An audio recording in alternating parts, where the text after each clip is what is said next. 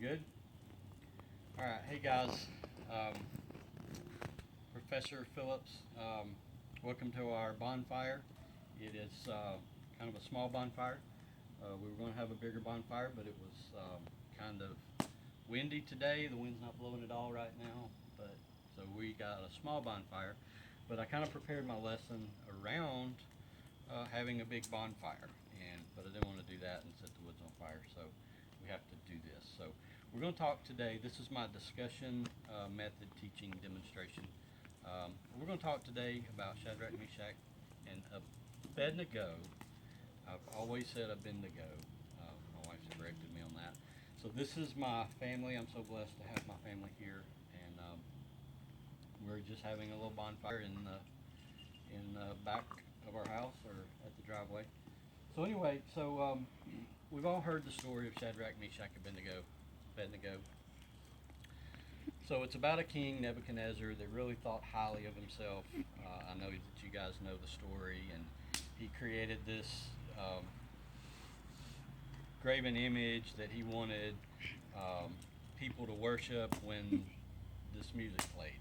And there were these three Christian kids, if you want to call them kids, Shadrach, Meshach, Abednego, and they did not want to worship this image because they only wanted to worship the one and only true living God. But the rule was that if they didn't worship this image at the time they were supposed to, then they would be thrown into this fiery furnace, and we all know the story.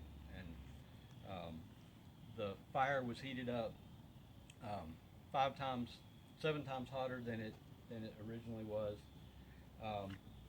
and so they didn't follow the rules. They didn't bow down and worship when this happened.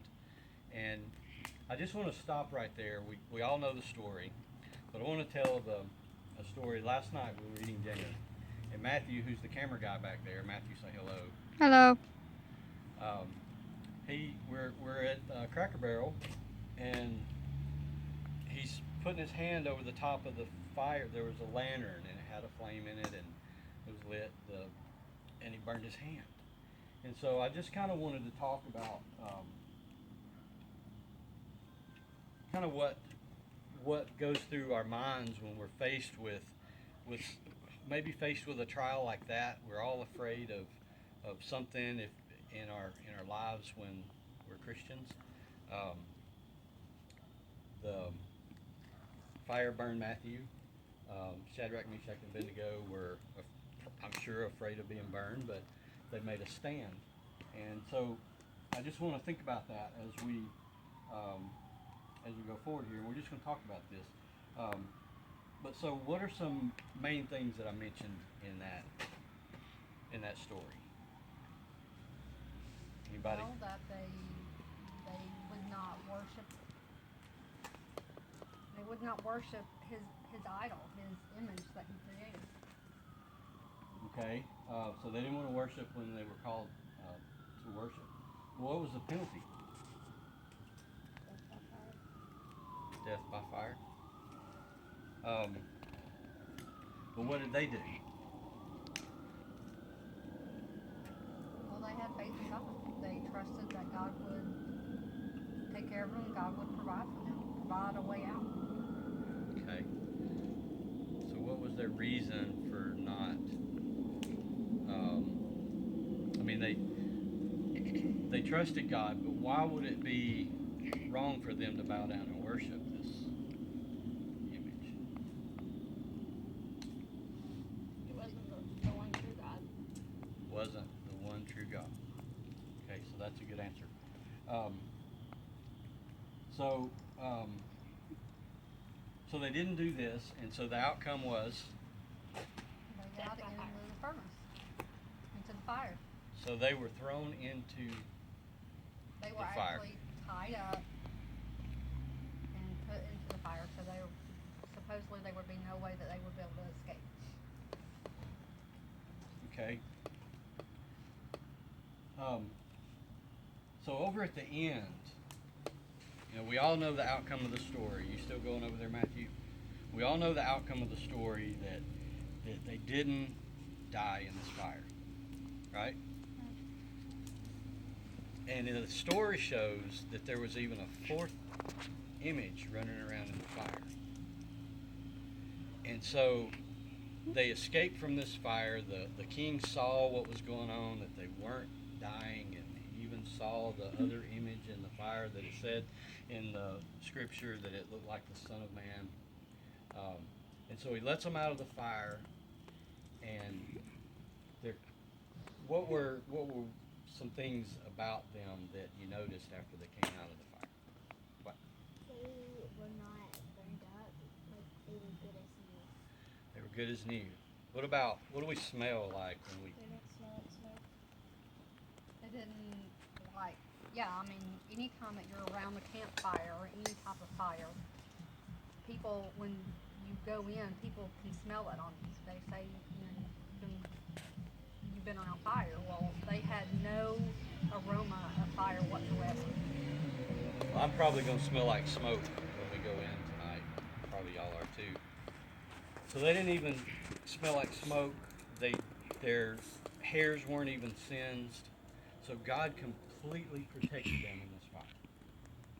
Right? Would y'all agree? Yes. I got a lot of shaking heads here. Okay. All right. So how can we convert that over to our lives? I had a couple of questions that I wrote down. So we live in this world, in this society, and it kind of tells us how we should act. What are some things that you can think of with the way that the world kind of wants you to live? I mean, when you think about being a Christian and walking in a sinless world, anybody? You mean, like, are you asking how Christians are supposed to live in the world, or how? Well, the We're world supposed kind to of. fit into society. Yeah. Yeah, that was kind of what I was looking for. We're supposed to fit in with the way everybody else is living, no matter if it's a Christian life or not, right? Right. Okay, so we're supposed to fit into this world that we live in. That's the way everybody thinks. And so Shadrach and Meshach and Abednego, what were they doing? Were they trying to fit in? No, they had definitely set themselves apart. Okay. So the world would tell us that that it's okay maybe to do what? What are some things the world may tell us? Lie. Okay. Steal. Okay. I think the world teaches more and more that you take care of yourself above everything else. That you are number one. Okay. You kind of put yourself above God there.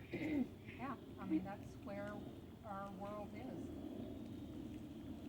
What are some things that we can think of if we want to be Christians and we want to hold that line and we want to walk the path of Christ like Shadrach, Meshach, and Abednego did?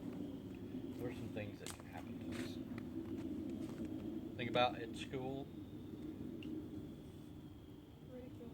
Ridicule. No friends. No friends.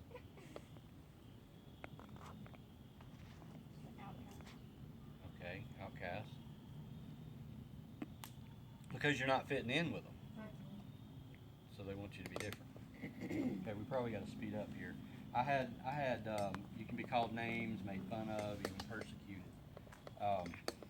So how can we be like Shadrach, Meshach, and Abednego?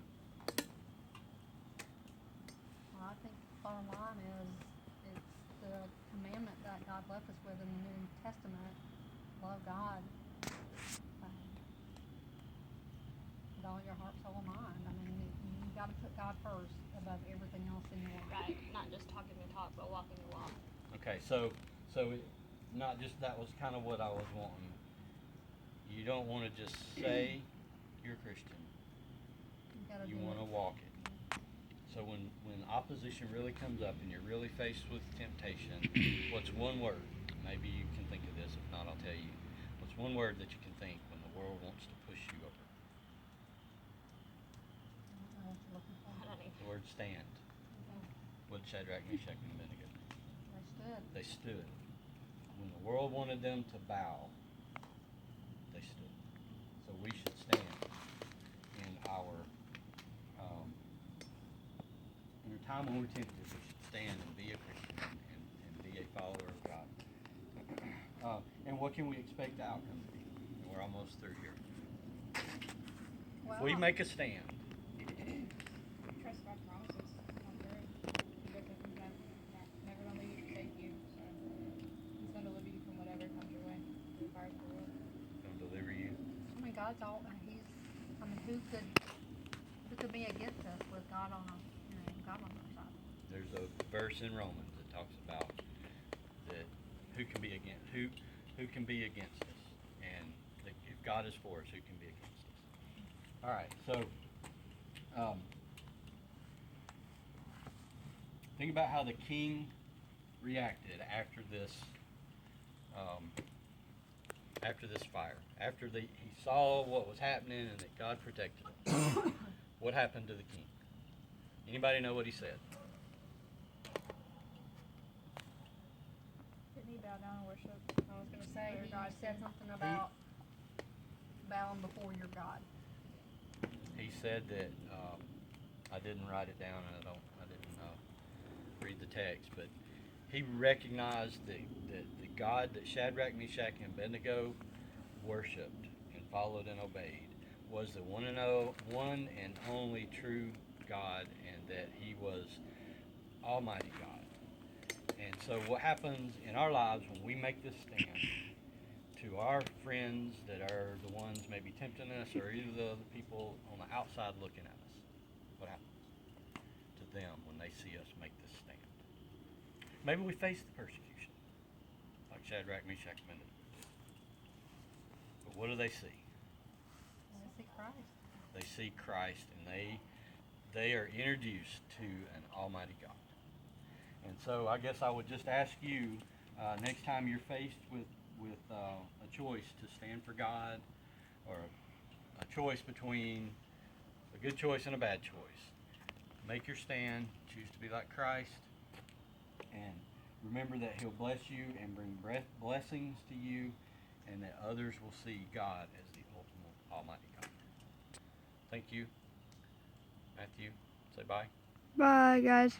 Thank you.